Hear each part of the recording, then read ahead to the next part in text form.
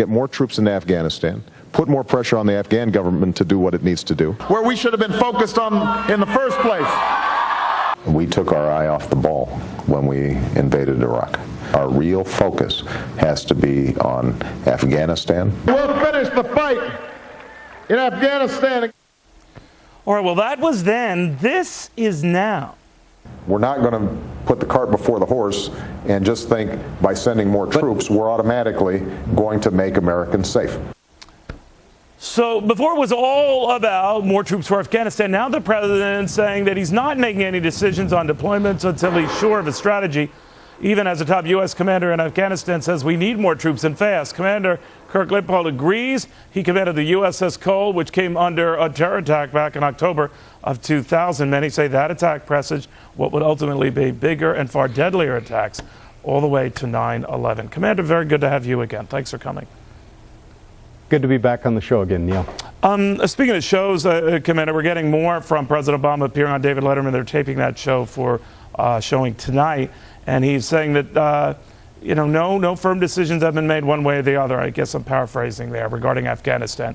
But you've argued that equivocation itself is worrisome, right?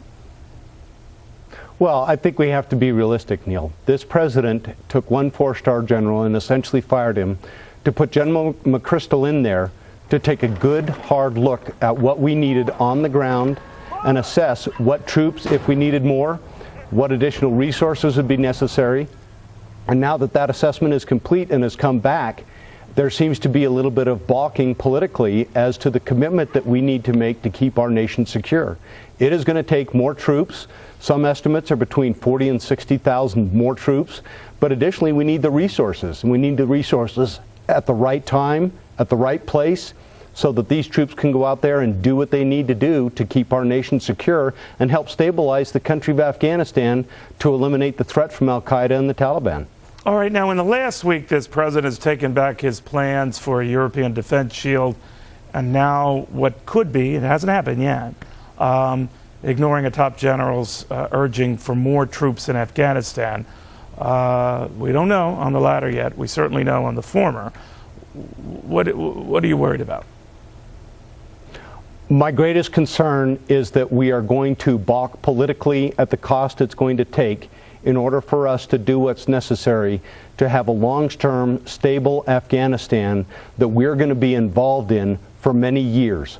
I think the reality of it is that Afghanistan is a country that is a nexus for a problem for us, which is al-Qaeda and the Taliban, that we realize that its location in the world is one that is critical to our long-term security interests, and that we need to stay and be engaged there. But what if we've got it wrong, well, let's just go. But no, you know what I'm saying? If the White House is arguing, look, it's distinctly possible that all, Osama bin Laden's bad guys and the rest have moved to Pakistan or thereabouts, and nothing to do with Afghanistan.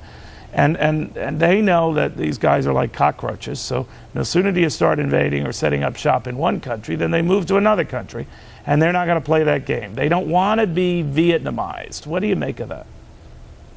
I don't think we're looking at an issue of Vietnamization. I think that we're looking at an issue in that, unfortunately, there is a degree of safe haven within Pakistan. We are trying to work very closely with that government so that we can help them be strong enough to get their army in to clear out the Swat Valley and other regions there. But eventually, we cannot allow them to operate freely throughout Afghanistan. We can't go into an area, stabilize it, and as soon as we think it's secure, pull back, because they will infiltrate. This is why it's going to take a long-term investment in a counterinsurgency strategy, counterterrorism strategy that is going to allow us to stay engaged with the Afghan government for what could be a significant number of years. But see, that's what troubles a lot of Americans. Is a commitment. I hear you, Commander, but what troubles a lot of Americans, especially the 50% or so who in our own Fox News poll oppose extending and expanding troop commitment in Afghanistan, is that they get tired of this. They get weary of this. And maybe the bad guys know it and just wait us out. What do you think happens?